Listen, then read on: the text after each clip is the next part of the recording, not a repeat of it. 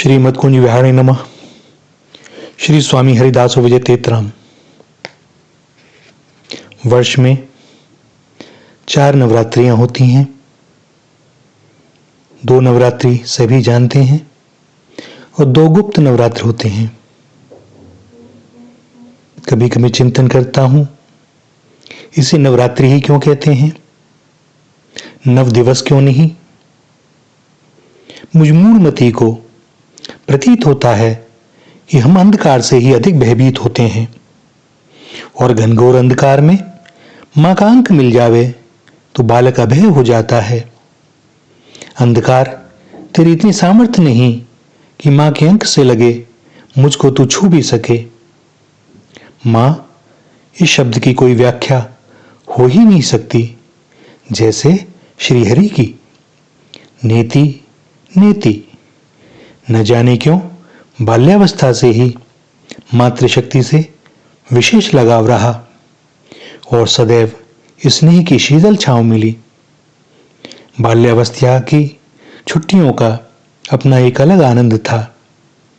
घर के पुराने बक्सों में रखी धार्मिक पुस्तकों, पुराणों, शास्त्रों और भागवत का अध्ययन, कुछ समझ आता था और कुछ नहीं भी, किंतु बालपन से ही श्रीहरि के गुणों, कार्यकलापों और उनकी अहेतुकी कृपा पर कभी कोई शंका हुई ही नहीं।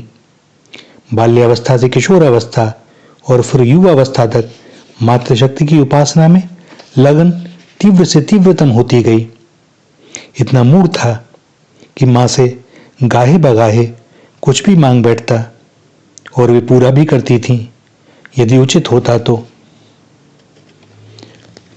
उनके लाड़ प्यार से दुलार से उन्मत्त हुआ सा घूमता और फिर लौकिक पढ़ाई के बाद कृपामयी ने बुला लिया 1986 में अपने पास। कहां? कामरूप कामाख्या। अभय तो था ही, जब भी समय मिलता निकल जाता हिंस्र पशुओं से भरे दुरूह बीहड़ वनों में। तभी से एक हृदय में एक ही बात कि मृत्यु से भय कैसा, मेरे साथ मां है और जब तक मेरी मृत्यु लिखी नहीं है तब तक कोई मेरा कुछ भी बिगाड़ नहीं सकता, और यदि लिखी है तो एक चींटी, एक मच्छर, एक कांटा भी बहुत है, सो भय कैसा। स्मरण हो आता है आसाम में उन दिनों भयंकर भूकंप आते रहते थे। गुवाहाटी पहाड़ों के बीच बसा हुआ एक बड़ा ही सुंदर शहर, और घरों की छत उस समय प्रायः टीन की ही बनी होती थी ताकि भूकंप में कम से कम हानि हो। और देखता कि रात्रि को अक्सर भूकंप आते और लोग अपने घरों से बाहर निकलकर सड़क पर खड़े हो जाते और यह दास अपनी उस कुटिया में पड़ा रहता, निर्विघ्न, निर्द्वंद। बसती रहती छत टीन की, शोर होता रहता और कभी वहां से निकलने की, बाहर जाने की आवश्यकता ही न समझी। उन पर विश्वास, लिखी होगी तो यहां भी बच जाऊंगा और नहीं लिखी तो बाहर भी क्यों जाऊं, मृत्यु से भय कैसा। और इसी के कारण और उनकी कृपा के भरोसे समय निकल गया, कभी कुछ न हुआ। कई बार ऐसे दुरूह वनों में भी गया जहां जाने में वहां के आदिवासी भी डरते थे। कहते थे कि वहां से आगे कामरूप के जादूगर आदिवासियों के गांव हैं। कितने ही साधकों से बीहड़ वनों में, कंदराओं में मिलन हुआ।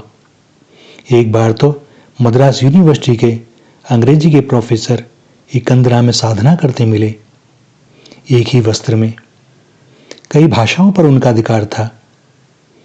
आज तो कामाख्या मंदिर का कायाकल्प हो चुका है, जैसा कि बहुत से छवि चित्रों में देखा, किंतु उस समय वहां बहुत कम लोग आते थे। बड़ा ही रहस्यमय वातावरण था। छोटा सा मंदिर और बड़ा सा प्रांगण, जिसमें साधक और तांत्रिकों का ही अधिक जमावड़ा दिखाई देता था। बड़े ही आराम से मां कामाख्या के दर्शन होते और फिर बैठ जाता वहीं कहीं एक स्थान पर। देखता रहता सिद्धों तपस्वियों को। वहां रहते हुए ज्योतिष और तंत्र के प्रति भी रुचि बढ़ी और मां ने अपनी ओर से कोई कसर न रख छोड़ी। किंतु उन्हें तो सब पता था। सो एक बार एक ही झटके में दास स्वयं ही उनसे कह बैठा, हे माते, इन शक्तियों को अब वापस ले लें, क्योंकि संभव है मैं उनका दुरुपयोग कर बैठूं। जान गया था कि पूर्व जन्म का योग भ्रष्ट हूं और धन, यश, कर्ता, अभिमान के कारण इस दशा को प्राप्त हूं। अब इस जन्म में भूल सुधार का अवसर मिला है।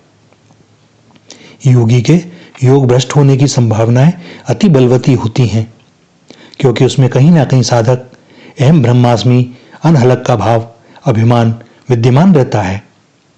किंतु भक्त तो आश्रित होता है, और आश्रित को अभिमान कैसे संभव। सो वे करुणामयी पर भगवती पराम्बा अपने आश्रित को बचा लेती हैं। मुस्कुरा दी मां भगवती पराम्बा।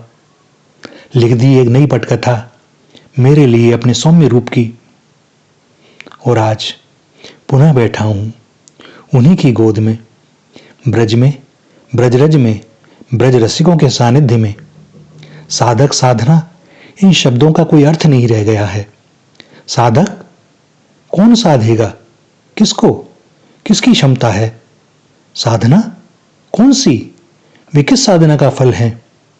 क्या खोजूं ब्रह्मरंध्र में? अब तो प्रत्यक्ष का आनंद लेना है।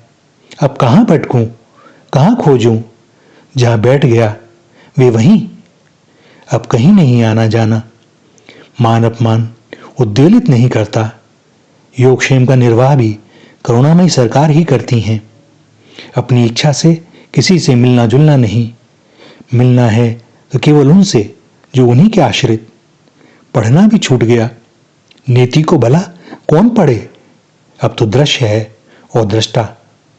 5 ज्ञानेंद्रियां, 5 कर्मेंद्रियां और एक मन, ये जिसके स्वामिनी की कृपा से उनके श्री चरणों में लग गए, उसी की एकादशी सफल है। अब कौन सा व्रत, कौन सा नियम? जो आपकी इच्छा हो सो हो। तुम्हारा आश्रित होकर भी अपना कुछ रह जावे तो आश्रित कैसा? प्रकाश पुंज हैं हम, अभय हैं हम मां की गोद में। मेरे गिनियो ना अपराध, लाडली श्री राधे। स्वामिनी श्री राधे। श्री राधा, श्री राधा, श्री राधा।